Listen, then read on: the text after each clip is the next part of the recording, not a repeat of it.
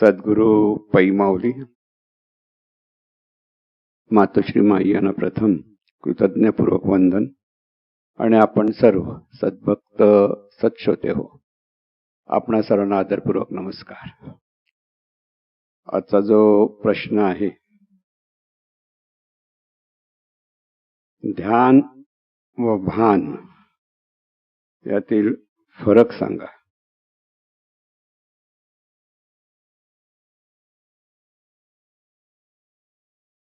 परमार्थामध्ये ध्यानालाही महत्व आहे आणि भानालाही महत्व आहे, आणि प्रपंचामध्ये सुद्धा ध्यान आणि भान याला महत्व आहे। तर प्रपंचामध्ये आणि परमार्थामध्ये यांच्यामध्ये जो काही फरक आहे तो असा आहे, शरीराच्या द्वारे आपण जे हे जीवन जगत आहोत ते आपण म्हणजे शरीरच आपण ह्या भावातून जीवन जगत आहोत। इथे प्रपंच आला की शरीरच आपण म्हणजे शरीरच मी ह्या भावातून आपण जीवन जगतो, तो प्रपंच असतो। आणि हे जीवन परमेश्वराचं म्हणजे चैतन्य स्वरूपाचं आहे, या भावात जेव्हा जीवन जगतो त्याला म्हणतात परमार्थ। हा फरक आहे। आता शरीर मी ह्या भावामध्ये जीवन जगत असताना इथे ध्यान म्हणजे लक्ष, की एखादा मुलगा शाळेमध्ये म्हणजे शिक्षिका की शिक्षक शिकवित असतात आणि तो भलतीकडे लक्ष देत असेल, त्याचं लक्ष नाही, तर त्याला विचारतो ध्यान कुठे आहे? हा प्रपंचामधला प्रश्न, तो ध्यान कुठे आहे? आणि त्यामुळे इथे सर्वसाधारणपणे जेव्हा प्रपंचामध्ये आपलं लक्ष नसतं किंवा आपण कुठेतरी दुसऱ्या चिंतनात किंवा दुसऱ्या विचारात, चिंतन म्हणजे विचारात गुंतत असतो, तेव्हा त्याला आपण म्हणतो की लक्ष नाहीये, तर तुझं ध्यान कुठे आहे? म्हणजे तुझं लक्ष नाही माझ्याकडे। तर आता तुम्ही पण प्रवचन ऐकत असताना तुमच्या मनात दुसरे काहीतरी विचार असतील आणि तिथे अडकलेत, तर पटकन लक्षात आले ह्या व्यक्तीचं लक्षच नाहीये, म्हणजे त्याचं ध्यान नाहीये तिथे। म्हणजे एखाद्या विशिष्ट गोष्टीकडे आपण ज्या लक्ष केंद्रित करतो त्याला म्हणतात ध्यान। प्रपंचाच्या अपेक्षेत कोणत्या एखाद्या विचारात प्रपंचाचा विचार असेल, काहीतरी घडलेल्या घटना असतात त्याच्यात आपण अडकतो, तर तिथे आपलं सगळं लक्ष तिथे असतं। आणि आपल्या मनाचा असा स्वभाव आहे, ते मन जिथे लक्ष ठेवतं ते एका वेळी एकाच ठिकाणी लक्ष ठेवतं। एखाद्या 10 ठिकाणी ते लक्ष ठेवू शकत नाही, 2 ठिकाणी लक्ष ठेवू शकत नाही। त्यामुळे जिथे लक्ष केंद्रित होतं त्याला म्हणतात ध्यान। म्हणून एकाच वेळेस 2 कामं करायची असं म्हटलं माणसाने तर त्याला ते जमत नाही, मग गोंधळतो, हे झालं का ते झालं, असं बऱ्याच वेळेला होतं। की बऱ्याच वेळा आपण घरामध्ये सुद्धा दूध ठेवलंय आणि दुसरं वॉशिंग मशीनला कपडे बघायचे आहेत, तर वॉशिंग मशीन ध्यान गेलं की इकडचं दूध वाहिलं, असं व्यवहारामध्ये नेहमी होतं। म्हणजे प्रपंचामध्ये ध्यान म्हणजे विचार केंद्रित, कुठे लक्ष, म्हणजे लक्ष जिथे केंद्रित होतं त्याला आपण ध्यान म्हणतो। या बाबतीत बक्क ध्यान म्हणून एक मोठा शब्द म्हणजे लेखे किंवा माणूस बक्क ध्यान आहे त्याचं। बक्क ध्यान म्हणजे बगळा, उगीच बगळ्याला आपण दोष देतो, म्हणजे माणसाचा स्वभाव बगळ्यावर चिटकवतात। म्हणजे काय, बगळा ध्यान करत बसलेला असं दिसतो, एक पाय असा वर करून बगळ्याच्या पाण्यात लक्ष असतं। लोकांना वाटतं, म्हणजे तिथे असं म्हटलं जातं की डोळे बंद करून बसलेला आहे बगळा, म्हणजे तो काय देवाचं स्मरण करतो, तो माशाचं स्मरण करतो, म्हणून बक्क ध्यान म्हणतो। म्हणजे दिसायला आपण वाटतं का एकदम डोळे बंद करून बसलाय, म्हणजे केवढं तपश्चर्या करतो वाटतं, पण त्याचे विचार भलतीकडेच असतात। म्हणजे आता बगळा काय बिचारा माशाचं ध्यान करत बसला असं, बगळाचा काही दोष नाही, माणसाचा विचार तसा आहे, पाहण्याचा दृष्टिकोन आहे. पण माणसं बऱ्याच वेळेला आपण काहीतरी करतो असं दाखवतात आणि त्यांचं भलतंच कुठे लक्ष असतं, त्याला म्हणतात बक्क ध्यान. म्हणजे बगळ्याला उगीच दोष दिला जातो, बगळ्याचा काहीच दोष नाही, पण माणसाचा तो स्वभाव आहे की एका ठिकाणी आपण काहीतरी दाखवण्याचा प्रयत्न करतो, मी ध्यान करतोय असं कळायला म्हटलं जातं. म्हणजे परमार्थामध्ये पण लोक कोणत्या डोळे बंद करून, तर महाराज पण नेहमी विनोद म्हणतात, डोळे बंद केला कोणाचा विचार करतो देव जाणे. असं आहे. म्हणजे ध्यान म्हटल्यानंतर लक्ष केंद्रित होणं, पण कुठे लक्ष केंद्रित होणं, प्रपंचामध्ये कुठेही लक्ष केंद्रित असेल. कोणाला लॉटरी लागायची असेल, लॉटरी तिकीट काढली असेल, आता कोण काढतं का माहित नाही, पण पूर्वी लोक भरपूर तिकीट काढायचे, त्यावेळेला बऱ्याच वेळा लॉटरीचाच विचारात लक्ष जायचं. असं व्हायचं ना की मुलांचं पण त्यांना शिकवताना मुलांचं पण तिकडेच लक्ष असतं. म्हणून प्रपंचातलं हे ध्यान म्हणजे एखाद्या वस्तूवर असलेलं लक्ष, मग ते वस्तू असेल, घटना असेल, विचार असेल, उच्चार असतील, बोलणं असेल, सगळीकडे तिथे जेव्हा लक्ष केंद्रित होतं त्या प्रपंचात, तिथे ध्यान हा शब्द वापरतो आपण. परमार्थामध्ये ध्यान हे परमेश्वराचंच असावं लागतं. म्हणजे महत्वाचा फरक आहे ते. परमार्थामध्ये ध्यान म्हणजे मन अत्यंत जेव्हा सूक्ष्म होतं आणि त्या सूक्ष्म मनामध्ये सगळं लक्ष केंद्रित असतं. म्हणजे तिथे सूक्ष्म मन असल्यामुळे मन इकडे तिकडे कुठेच बघत नाही. तिथे फक्त परमेश्वरी शक्तीचा किंवा देवाचा विचार आहे म्हणा, की देवाचा अंगाने काही चिंतन आहे, तिथे ध्यान म्हटलं जातं. म्हणजे तिथे इथे एका बाजूनी लक्षच आहे. लक्ष केंद्रित कुठे होतं की परमेश्वरी शक्तीच्या ठिकाणी लक्ष असतं परमार्थामध्ये. दुसरं ध्यान म्हणजे सतत देवाचं ज्याचं चिंतन असतं त्यालाही ध्यान करणं म्हणतात. आपण म्हणतो ना त्याचं तो ध्यान करतोय, म्हणजे काय करतोय, देवाचं चिंतन करतोय, विचार करतोय देवाच्या संदर्भात. म्हणजे केंद्रित लक्ष कुठे आहे, एखाद्या वस्तू मात्र असतं तेव्हा ते प्रपंचात असं ते विविध, म्हणजे तिथे ते लक्ष विचारावर किंवा घटनेवर किंवा काही माणसावर काही कुठे असू शकतं. पण परमार्थामध्ये संपूर्ण लक्ष हे परमेश्वरी शक्तीच्याच अपेक्षित असलं पाहिजे, तर त्याला म्हणतात ध्यान.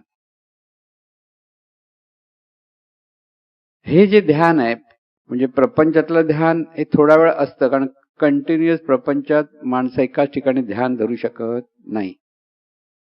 ध्यान करणं आणि ध्यान लागणं असे दोन भाग आहेत.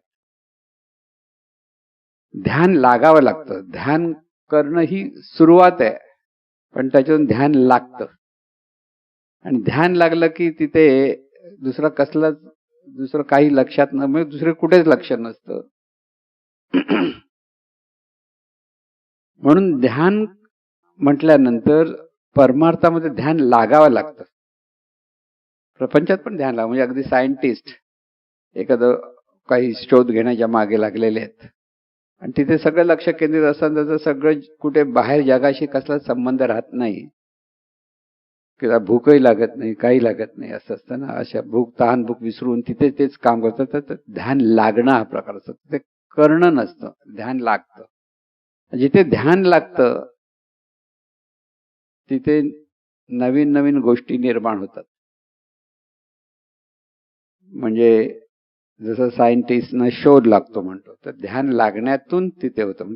म्हणजे जिथे जिथे मन केंद्रित होतं त्या केंद्रित होण्याच्या अवस्थेत, प्रपंच असो किंवा परमार्थामध्ये, त्या मनाचा ठिकाणी जी वेगळी ऊर्जा निर्माण होते आणि त्या ऊर्जेतून अनेक नवीन नवीन गोष्टी आपल्या लक्षात येतात. एक साधक म्हणणाऱ्या व्यक्तीच्या, म्हणजे जसं सायंटिस्ट म्हटलंय की कोणी आपण साहित्याच्या अंगाने चिंतन करत असतील, तर तिथेही म्हणजे निर्णय शोध लागणं की प्रतिभा शक्ती निर्माण होणं. ध्यान करण्याची जेव्हा सतत माणसाची वृत्ती तयार होते, तर त्याच्या ठिकाणी निर्णय म्हणजे तिथे प्रज्ञा जागृत होते म्हणायला हरकत नाही. कारण ध्यान करताना दुसरं एक सायंटिफिक लक्षात घेतलं हवं की बहिर्मन अंतर्मनाचं तिथे ऐक्य असतं सर्वात महत्वाचं. आणि त्यामुळे बहिर्मन आणि अंतर्मनाचं ऐक्य जेव्हा भावनिक ऐक्य होतं तेव्हा जो विषय ध्यानाचा असतो त्या अंगाने प्रज्ञा जागृत होते. हा महत्वाचा मुद्दा आहे. म्हणजे बहिर्मन आणि अंतर्मनाचं ऐक्य तिथे असतं, त्याच्यामुळे बाकी कुठे मग ध्यान लागणं म्हणतो त्यावेळेला, खरं ध्यान लागलं की बहिर्मन अंतर्मनाचं ऐक्य तिथे असतं आणि तिथे बाकी कसलाच विचार उरत नाही. आणि त्यामुळे सायंटिस्टना जे शोध लागतात म्हणतात त्यात दिव्य प्रज्ञा जागृत होते, असं आपण आपल्या भाषा आपण दिव्य प्रज्ञा जागृत होते. त्यामुळे ध्यानातून प्रज्ञा जागृत होते, हा दुसरा महत्वाचा भाग बोध घ्यायचा. म्हणून व्यवहारात पण प्रज्ञा जागृत होते, त्याला प्रतिभा म्हणतात.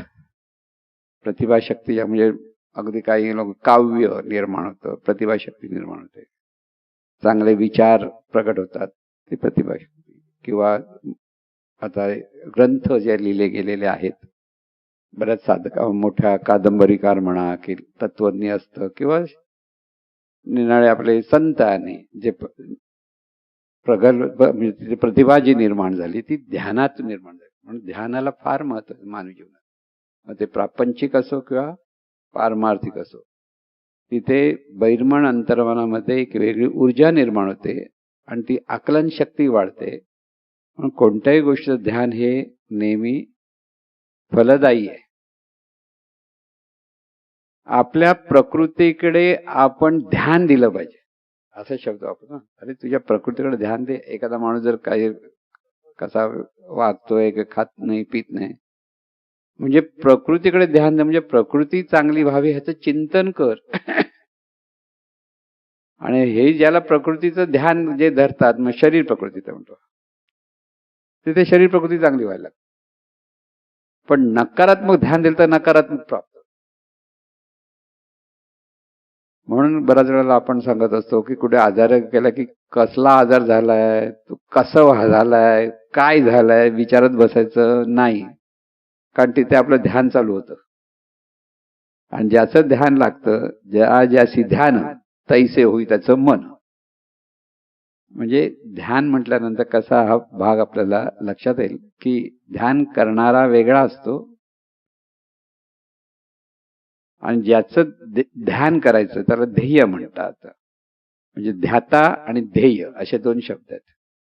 म्हणजे जो ध्यान करतो त्याला म्हणतात ध्याता, आणि ज्याचं ध्यान करायचं असतं ते ध्येय. तर ध्याता आणि ध्येय हे दोन गोष्टी जे असतात ध्यानामध्ये.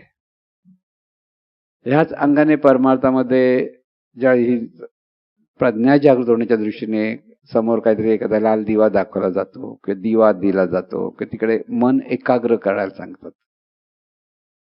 आता हे मन सुरुवातीला एकाग्र करता येत नाही, पण आता ते लाल लाईट किंवा दिवा किंवा एखादं वेगळं चित्र काहीतरी असं दाखवलं जातं की तिथे लक्ष द्या. तिथे जितकं लक्ष द्यायला लागलं की असं बारीक बारीक बारीक चित्र असेल तर चित्रामध्ये पण वेगळं वेगळं काय काय काय दिसायला लागतं. तिथे जाणीवपूर्वक ध्यान करण्याची ही एक पद्धत शिकवली जाते. आणि त्यावेळेला हे ध्यान केंद्रित करण्याची एक सवय लागली जाते. करता करता ध्यान लागतं, लक्षात आलं. आणि त्यामुळे करता करता ध्यान लागतं, लक्षात घ्या. आधी ध्यान करावं लागतं. म्हणून विचार करताना काही गोष्टी ऐकताना, म्हणजे समजा प्रवचन ऐकता ऐकता ध्यान लागतं सगळ्या, त्यात बाकी दुसरा कसलाच विचार राहत नाही. आणि अशा वेळेला मनामध्ये ह्या सगळ्या गोष्टी बहिर्मन अंतर्मनात ऐक्य होतं, त्यामुळे ऐकताना ध्यान लागलं की सगळं अंतर्मनात पोचतं. हा इथे प्रकार आहे. म्हणून ध्यान महत्वाचं आहे. परमार्थात प्रगती होण्यासाठी ध्यान असायलाच लागतं. आणि ध्यानातून धारणा निर्माण होते. म्हणजे सतत एखाद्या विचार गोष्टीचं पुन्हा पुन्हा पुन्हा जर करतो आपण, चिंतन करतो, ध्यान म्हणजे चिंतन.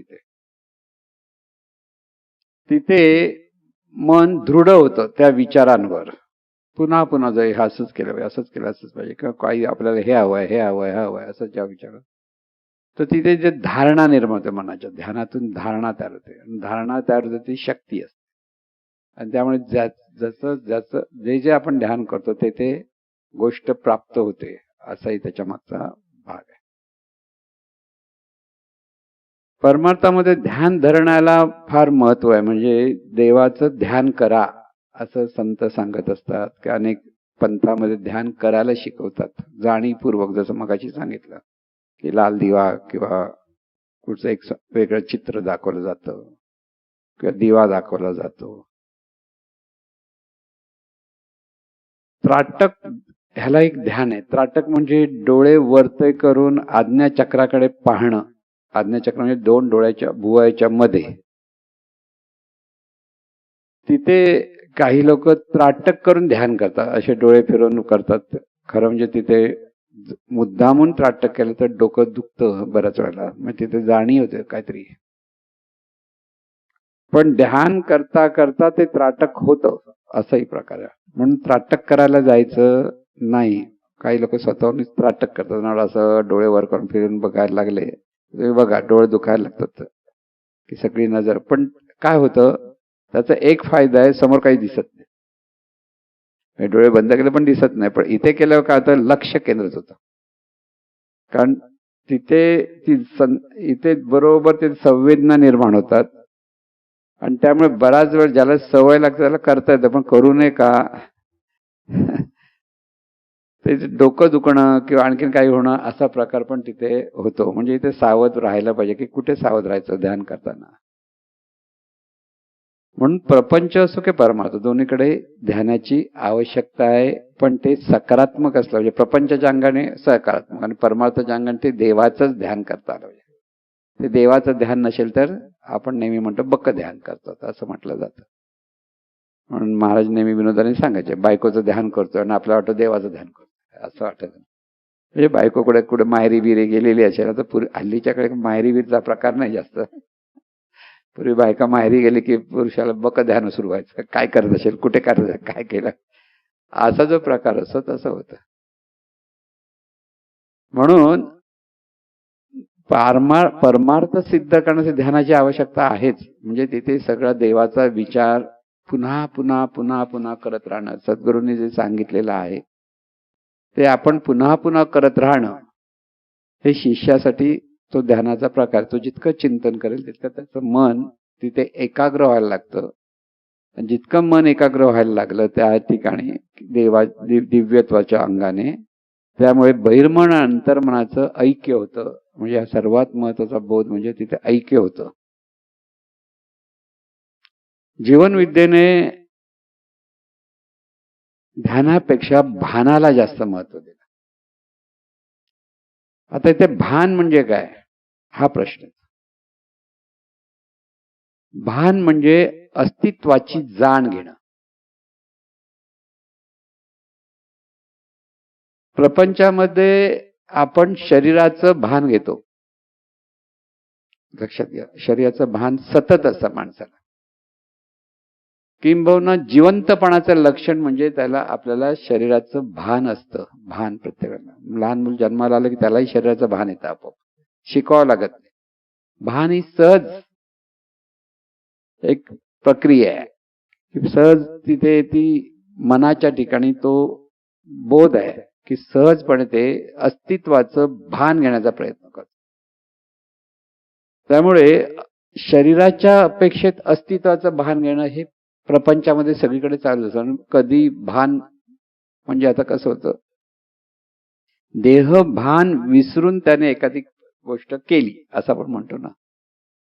देहभान विसरून म्हणजे देहाचाही तिथे आठवण नसतो, म्हणजे देह आहे हेही कळत नाही, पण सहज त्या भानामध्ये म्हणजे अस्तित्वाच्या भानामध्ये, म्हणजे एखादा क्रिकेटर चांगला खेळायचा बॅट्समन म्हणून एखादा तो करता करता त्याचं त्या भानात, तो देहभानामध्ये इतका, देहभान म्हणजे तिथे एखाद्या गोष्टीकडे त्याचं ध्यान इतकं केंद्रित होतं की ते त्याला तेही भान होतं, तेच त्याचं अस्तित्व असतं, असा तो एक प्रकार असतो. आणि त्यामुळे देहभान विसरून काम करा असं आपण म्हणतो ना, की देहभान विसरलं जातं.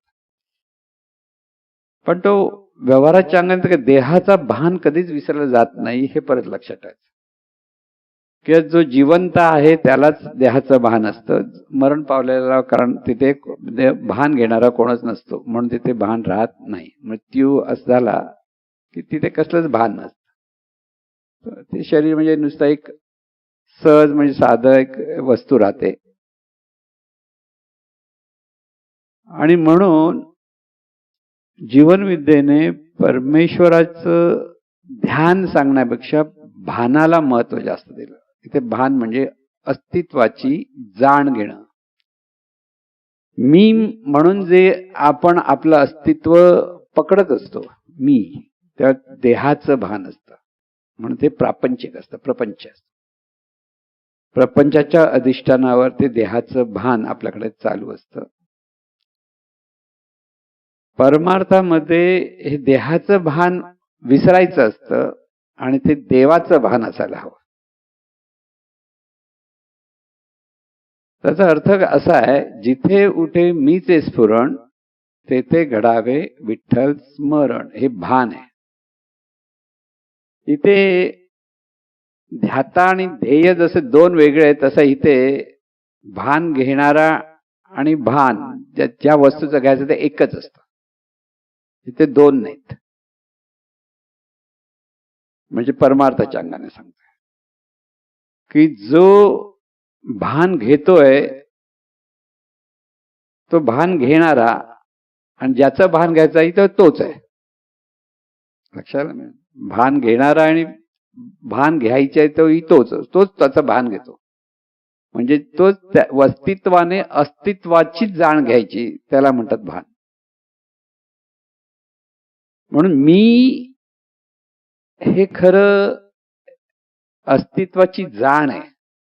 मूळ अस्तित्वाची जाण, अस्तित्व जाणलं जातं.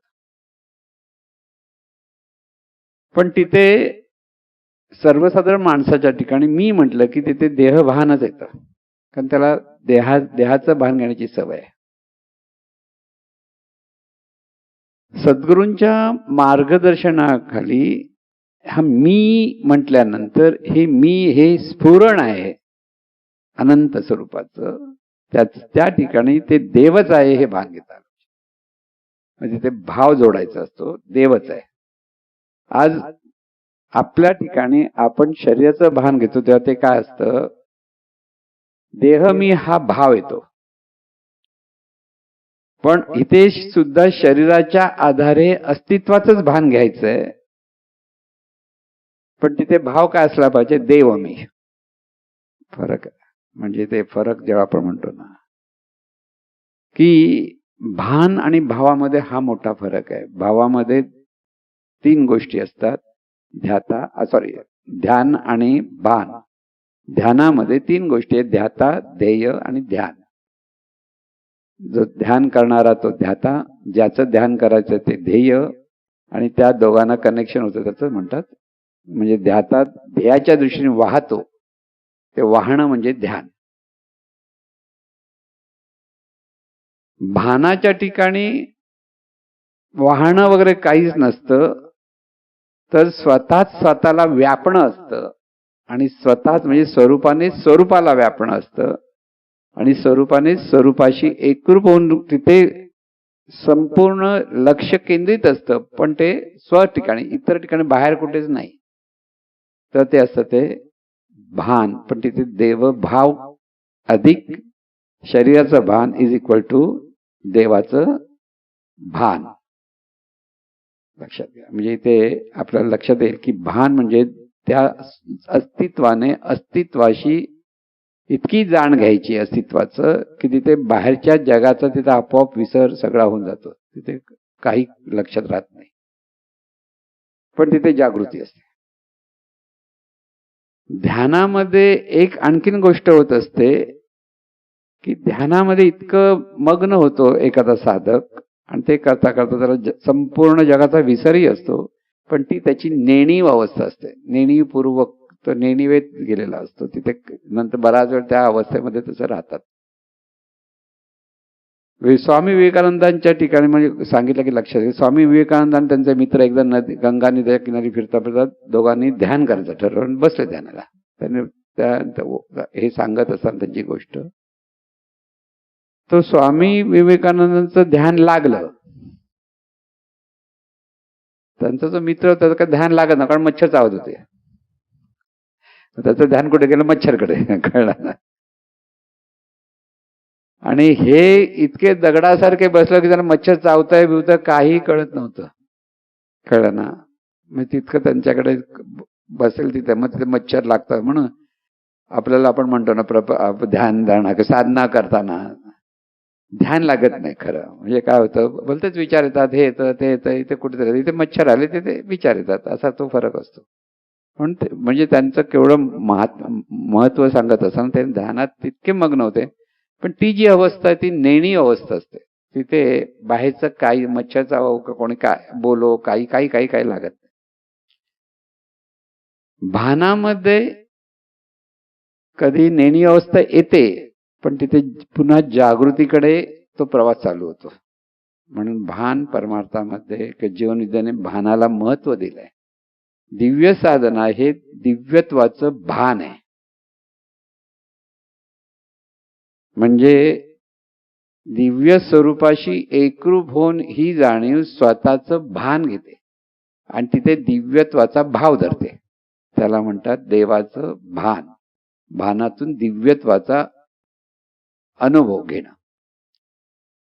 आणि जेव्हा ही जाणीव तशी दिव्यत्वाचा अनुभव घेत असते तेव्हा ते खरं तिथेही ऊर्जा जागृत होते, तिथे दिव्य प्रज्ञा जागृत होते, त्याचे सगळे परिणाम लक्षात यायला लागतात. म्हणून ज्याला योग्य तऱ्हेने ध्यान किंवा भान जमतं त्याचा बोलणं, त्याचं आचरण, त्याचं सर्वांशी असलेले संबंध ह्यात खूप मोठा फरक पडतो. उदाहरण द्यायचं तर वाल्या कोळी वाल्मिकी झाल्यानंतर त्यांचं सगळं वागणं परिवर्तन झालं. वाल्या कोळी म्हणून त्याचं वागणं होतं तेच वाल्मिकी म्हणून संपूर्ण परिवर्तन होतं. तसंच गौतम बुद्धांच्या काळामध्ये अंगुलीमल त्याचंही परिवर्तन, त्याचं नंतर नाव अहिंसक ठेवलं. गौतम बुद्ध पण ग्रेट आहे. जो हिंसा करत होता त्याला अहिंसक करून टाकलं. पण त्याने त्यांची जी प्रक्रिया आहे ध्यानाची त्याच्यातून खरोखर त्याच्याकडे तसं परिवर्तन झालं. नुसता अहिंसक नावाला नव्हता, तो खरोखर अहिंसक झाला. आणि म्हणून आपल्या मनाचं शुद्धीकरण आणि ह्या शुद्धीकरणातून दिव्यत्वाचं स्फुरण निर्माण व्हायला हवं असेल तर साधकाला ध्यान ही कळलं पाहिजे आणि भान घ्यायचं कळलं पाहिजे. दोन्ही गोष्टी ते कळणं आवश्यक आहे. ध्यान श्रेष्ठ की भान श्रेष्ठ ह्याच्यात अडकू नये. फरक फक्त कळला. फरक एवढाच आहे, डोळे उघडे करून सर्वत्र पाहताना ही सगळी चैतन्य स्वरूपाचीच रूपं आहेत हे जर चिंतन असेल तर ते ध्यान आहे.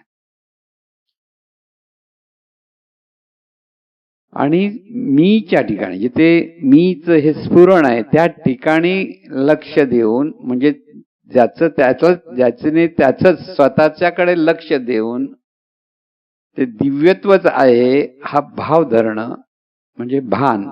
म्हणजे ते डोळे बंद होणं हे सहज असतं, आपोआप डोळे बंद होतात.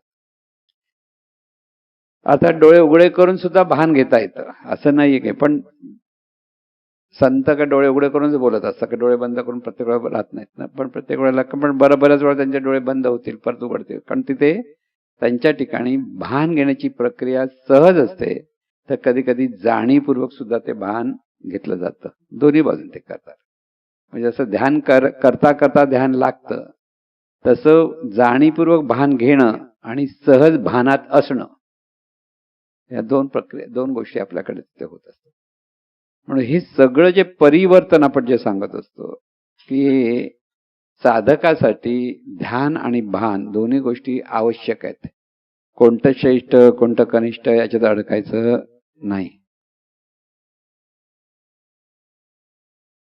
आणि म्हणून हा जो अभ्यास आहे की सद्गुरू आता मगाशी सांगितलं मी म्हटल्यानंतर तो जो सुंदर काव्य म्हणजे संतांनी दिलेला आहे मी हा शब्द उठे जिथे स्वरूप ते, सच्चित सुखात्म्या तुझे, देहादी जड विश्व ज्यामध्ये स्फुरे, तो तू स्वय ना तुझे. आहे आपण मीपणा रहित ते, लक्षी मुळीची खुणा, दृश्यादृश्य गिळोनी तन्मयपणे, हो तू तुझा देखणा. हे सगळं भान आहे. संत कवीने जे सांगितलं माझ्या मोठं बांधकर बुवा, त्यांचं पहिलं नाव काय, कृष्णा भटजी बांधकर. बांधकर म्हणजे आपले पण जीवनाचे बांधकर बुवा आहेत, ते चांगलेच आहेत, पण हे जे काव्य ज्याने लिहिलंय ते कृष्णा भटजी बांधकर यांनी लिहिलंय. त्यांची गोष्ट अशी सांगितली जाते, त्यांच्याकडे त्यावेळेला नाटकं खूप चालत. तो काळ नाटकांचा होता. किर्लोस्कर नाटकं म्हणजे नाटकं करायचे त्यावेळेला. मोठी त्यांची संस्था होती, कंपनी, किर्लोस्कर कंपनी. तर एकदा ते ह्यांच्याकडे गेले, हे गोव्याचे आहेत कृष्णा भटजी बांधकर, आणि त्यांनी सांगितलं तुमचं काव्य मी नाटकात घेऊ. अजिबात नाही म्हणाले, घ्यायचं. बरोबर आहे. त्यांचा जो बोध आहे परमेश्वरी शक्तीच्या, त्यांचं सगळं परमेश्वरी शक्तीच्या अंगाने. हे नाटकामध्ये त्याचा वापर नका. वाईट होतं असं नाही, पण त्या काळात पाहण्याची दृष्टी असते की हे जे आहे त्याचा बोध लोकांना व्यवस्थित व्हावा त्याच्या मागे. म्हणून त्यांनी दिलं नाही. म्हणजे त्यावेळेला जर त्यांनी हो म्हटलं त्यांना पैसे भरपूर मिळाले असते, पण पैशाचा काही त्यांच्याकडे विचार नव्हता. कसं असतं, ह्या गोष्टी कशा आपण लक्षात घ्यायच्या असतात की जीवनामध्ये मोहाच्या गोष्टी येतात. ते कुठे पैशाचा मोह असतो, सत्तेचा मोह असतो, आणि तिथे आपली साधना बिघडते. आसक्ती जिथे जिथे आहे, ते आसक्ती ज्याच्याकडे, त्याला ध्यान आणि भान त्या गोष्टीचं असेल, स्वरूपाचं नाही. कळलं ना? आणि म्हणून आपण म्हणतो ना की कसं आहे, माणसाच्याकडे आसक्ती आहे. सर्वसाधारण माणसाकडे आसक्ती कसली आहे? घरी दारी कन्या पुत्रादी परिग्रही, हे सगळं आपली आसक्ती आहे सर्वसाधारण. सगळं ध्यान तिथे आहे आपलं, घराच्याकडे. दारी कोणाच्या तरी दारात, घरी दारी दोन्ही एकाच्या होत. कन्या पुत्र आहे की नाही, आपलं लक्ष असतं की नाही. मुलगा बाहेरगावी आहे, लक्षात असतं, ध्यान असतं तिथे. अरे काय करतोय, कसं करतोय, असं सगळं असतं ना. आणि तिथे जी आसक्ती असते तिथे त्याचं चिंतन आपलं जास्त असतं. पण इथे ही सगळी आसक्ती दूर केली पाहिजे. घरी दारी कन्या पुत्रादी परिग्रही, घरी दारी शरीरी, खरं म्हणजे सगळीकडे. म्हणजे शरीर म्हणजे देहाभावाच्या ठिकाणी. कन्या पुत्रादी पण अनासक्त असो चित्त. मागणं मागतोय आपण, अनासक्त चित्त पाहिजे. पण आपलं तिथेच असतं लक्ष, किती जरी बोललं तरी. मग आसक्ती कुठे असली पाहिजे? अनासक्त असो चित्त, आसक्त त्वत अनुग्रही. ही जी शक्ती आहे, हे जे आपलं जीवन आहे ते सतत परमेश्वराचंच आहे, तिथे आसक्त झालं पाहिजे. आसक्ती म्हणजे सतत तिथे जेव्हा आसक्ती असते तेव्हा ध्यान आणि भान दोन्ही जमू शकतं. म्हणून ध्यान करणं, भान करणं सर्वसाधारण माणसाला जमत नाही. तो वरवरचं ध्यान करेल, बरं ते बक ध्यान म्हणतो आपण ते. पण खरं ध्यान आणि भान करण्यासाठी अनासक्त असावं लागतं. अनासक्त याचा अर्थ मी आणि माझे पण कमी झालं पाहिजे. मी अमुक आणि मला हे हवं, मला ते हवं, माझं आहे माझं आहे माझं आहे चाललंय ना, हे माझं माझं होतं त्यालाच आसक्त म्हणतो. म्हणजे माझी उशी असं ना, अरे माझी उशी घेऊ नको असं म्हणतो ना, ती आसक्ती असते. खरं घे ना, का काय फरक पडतो उशीला, काय उशीची काय किंमत. पण बघा तुम्ही, ज्याची उशी असते त्याची उशी खेच अगदी तुमच्या घरातली, ए माझ्या उशीला हात नाही लावायचा, असं साधी गोष्ट असते, ती पण आसक्ती आहे. तुम्हाला गंमत करायची असेल तर कोणाच्या घरी गेलात ना, त्याची उशी घेऊन जरा बाहेर चला. अरे माझी उशी घेऊन कुठे चालला, तुमच्या मागे धावत येईल तो. असं तर म्हणणार, जाऊ दे उशी घेतो घेऊन जा, असं काय म्हणणार नाही. काय वेळा झाला का माझी उशी कशाला घेऊन जातो. कारण ती आसक्ती असते. आपल्या छोट्या छोट्या गोष्टीमध्ये आसक्ती आहे. सांगायचा मुद्दा काय, उशी ती काय, पण तिच्यामध्ये पण आसक्ती. चपला आपल्या त्याच्यामध्ये आसक्ती असते. महागाच्या घेतलं तर काय बघायलाच नको. तिथे देवळात गेला तरी मागे चपलेकडे लक्ष आणि देवळाकडे नुसतं हात जोडतं, मागे चपलाकडे ध्यान त्याचं. म्हणजे इथे जी आसक्ती आहे माणसाकडे विषयाच्या अपेक्षेत, ती त्याची काय अपेक्षा. लक्षात ठेवा, आसक्ती म्हणजे असं काही फार मोठं माझेपणातून चिटकून राहणं एखाद्या वस्तूला. माझं आहे, माझं आहे, माझं आहे, त्याला आसक्ती म्हणतात. म्हणजे जे आहे ते सर्व देवाचं आहे हे परिवर्तन होणं. म्हणजे मी पण जर जिथे दूर झालं आणि तिथे देव पण जागृत होणं, म्हणजे भानामध्ये देव पण जागृत होतं, पण ते त्याच पद्धतीने काढणं. म्हणजे साधना, सद्गुरु प्रणित साधना जी आहे ती भान घेण्याची प्रक्रिया, ध्यानाची नाही. तिथे ध्यान नाही सांगत, भान घ्यावं लागतं. आणि ते भान खरं म्हणजे असतं सहज, पण तिथे लक्ष दिलं जातं की बघ हे भान आहे.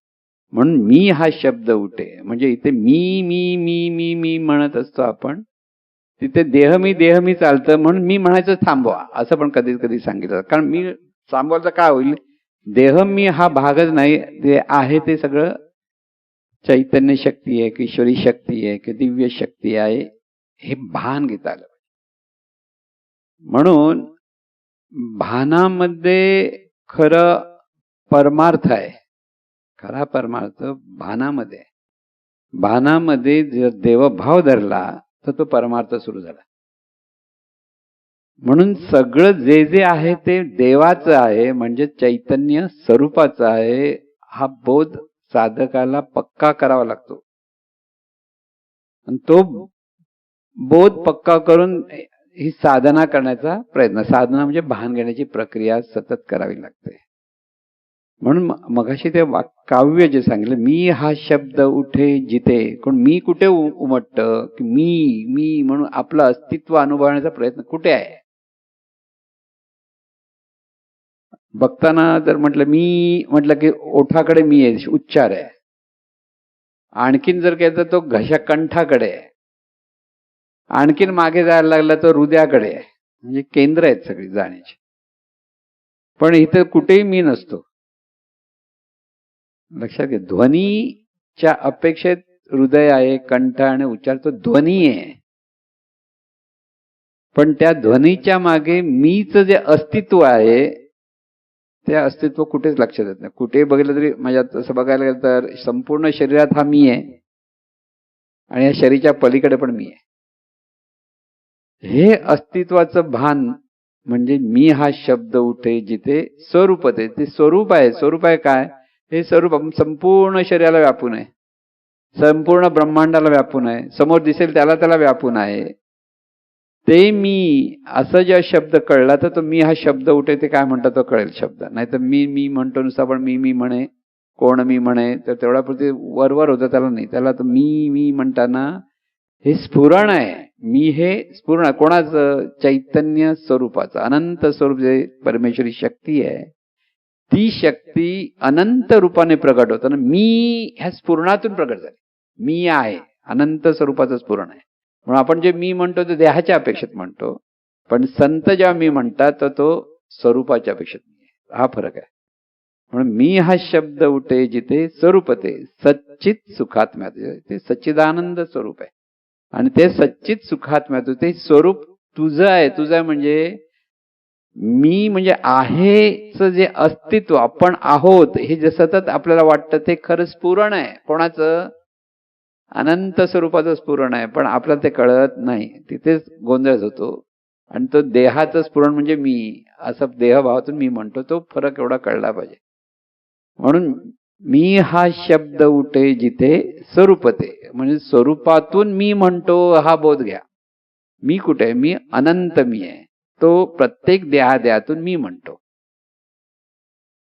मी हा शब्द उठे जिथे स्वरूपते सच्चित सुखात्म्या तुझे, देहादी जड विश्व ज्यामध्ये स्फुरे तो तू स्वय. ना ते स्पष्ट तरी आहे की देह किंवा जड वस्तू किंवा देहादी जड दृश्य, सगळं दृश्य नाही, ज्यामध्ये स्फुरे म्हणजे हे सगळं दृश्य जगत, म्हणजे ग्रह तारे सूर्य चंद्र आकाशगंगा किंवा वनस्पती जलचर कुठून स्फुरतात, त्या चैतन्य स्वरूपातून स्फुरतात, तिथून प्रकट होतं ते स्वरूप मी. लक्षात घ्या, कुठे मी म्हटलं तर काय ते म्हणजे इथे आसक्ती नाही. संत जेव्हा मी म्हणतात ते आसक्ती नसते. सर्वसाधारण मी आणि माझं म्हणतो ते आसक्ती असते. म्हणून तिथे फरक तो एक कळतो. म्हणून मी हा शब्द उठे जिथे स्वरूप ते, सच्चित सुखात्म्या तुझे, देहादी जड विश्व, म्हणजे संपूर्ण विश्व ज्यामध्ये स्फुरे. असं एकच नाही, फक्त आपण नाही, अख्खं विश्व ज्यामध्ये स्फुरे. तो तू स्वय ना तुझे, तेच तू आहेस.